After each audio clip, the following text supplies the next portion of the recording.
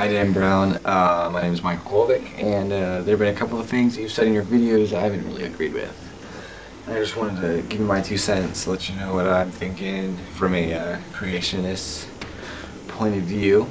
You're an evolutionist, I'm assuming, and you believe that evolution is true, that it actually happened, and other people have the rights to believe what they want to believe as well. So don't go telling me that I'm an idiot for believing something that I believe in, because honestly, I don't think that evolution could have possibly happened. You know, I'm not gonna bag on you for it, and honestly, I don't think you should either. Like, there's scientific facts that back it up, but there's also holes in it. Also holes that I'm going to explain here in a few minutes. You know, and I'm not gonna like try and convert you. I'm going to give some facts, but I'm not gonna make it sound like you're an idiot or stupid for believing what you want to believe, you know, like, because you're gonna believe what you gotta believe, you know. So yeah, here's why I believe what I believe. I've done my homework.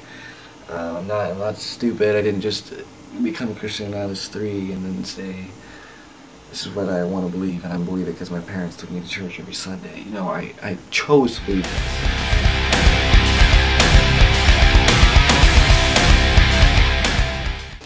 Alright, first I think with creation, you kind of have to base your belief on what the Bible says. Very first book of the Bible, very first chapter in the Bible, very first verse in the Bible, it states, I have it, I memorized it, you know, in the beginning God created the heavens and the earth. God created the heavens and the earth. Whether that means he created a rock, or he created a bang, and did it all at once. Well, from the verse that I just read, you can't really tell.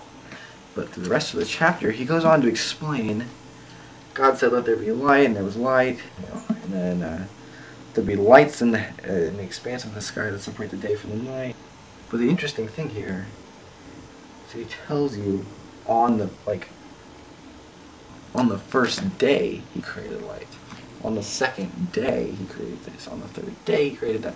You know, he doesn't say he helped evolution, he guided evolution, and there was light. He said he created this in one day. He spoke and there was light.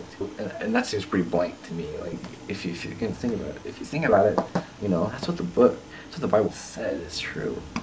And if you're gonna go and say that it's not that way, then, well, if Genesis isn't true, then what are some of the other books in the Bible that tell about how Christ died for your sin? And if that's not true, then Christianity is a dead religion.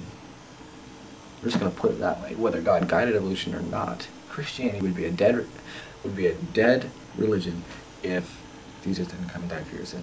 So I feel like we kind of have to take what the Bible says and take it very literally, unless you're going through Psalms or something like that, where it's obviously poetry, very, very, very blatantly poetry. But things like Genesis, you got to take that very, very seriously. It's an account of what actually happened.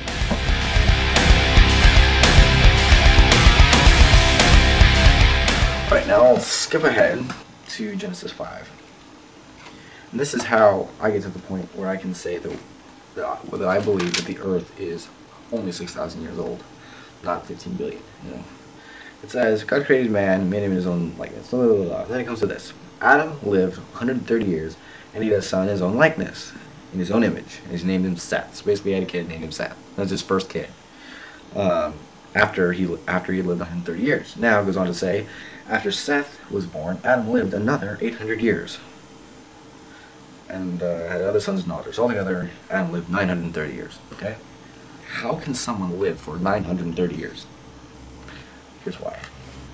In the beginning, when God created the world, he had this water around the earth that was just kind of in space. This was, you know, to protect people from the sun's rays, things like that.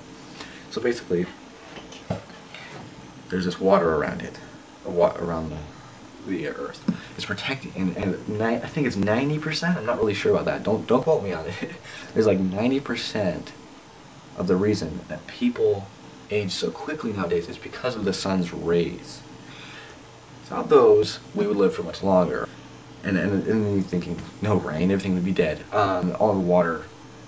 It says in the Bible that there's oceans in the deep, or waters in the deep, and they soaked up through the ground. It produced rivers, and obviously there's the ocean, and it's just that mainly that made it possible for plants to grow, and clean water to be produced, because it came from the bottom, not from the top. After the flood of Noah, though, it rained all that water down. All the water that was up protecting the earth all came down and wiped everybody out except for Noah.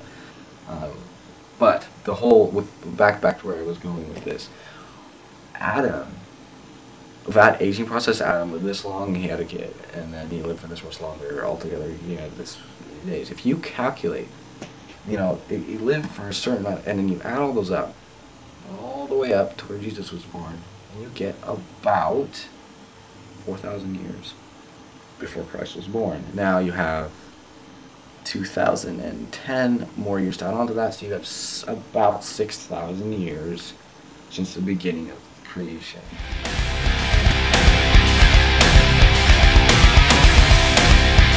So let's start with moon dust, okay? So moon dust, as the moon orbits the Earth, it collects what's called moon dust. You get this layer that's growing and growing and growing. When astronauts were going to the moon, they predicted that there's going to be hundreds and hundreds of feet of this moon dust. When they actually got to the moon, though, there was only about 2 inches. From the very beginning, they calculated, okay, from the very beginning, when it was just the moon and there was no dust, they calculated it to be about 6,000 years to get 2 inches. That kind of, like, their evidence kind of backfired on them, They said it's got to be this, but it's not. It actually turns out to support creationism. The Grand Canyon is something that the evolutionists use. It couldn't have formed in 6,000 years. As water traveled over the rock, it slowly eroded away into what we have now. And there wasn't very much water. It wasn't like a huge river going through. That would have taken about 15 billion years to what we have now. Which makes sense. That's all we can think of. The reason that it would be formed, unless it was just bam when the Big Bang happened. But that's not what evidence shows. So they're saying it could not have formed in 6,000 years. And that's true. It could not have formed in 6,000 years with that amount of water going through it. But the Bible, if you take into account that the flood actually happened, in the end, when the waters were receding after the flood happened, it says that the mountains went up and the oceans went down. As the mountains went up, all this water is going to run down the mountain. You get this huge current going down the side of this mountain, and it erodes the Grand Canyon very, very quickly. We're not idiots. It's not that we're ignoring scientific facts. It's that we've come up with ways to counter them, and logically counter them. We study science. We do all that stuff.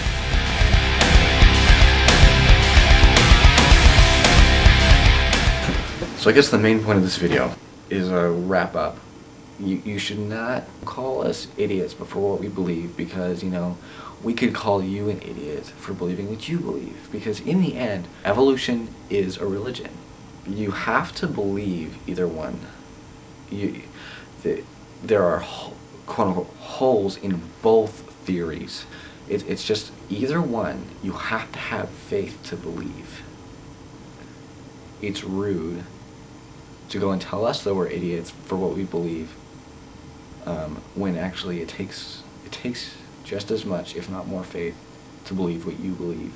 I guess this is what I want to say in the end. You can believe what you want to believe, but don't criticize others for believing something else.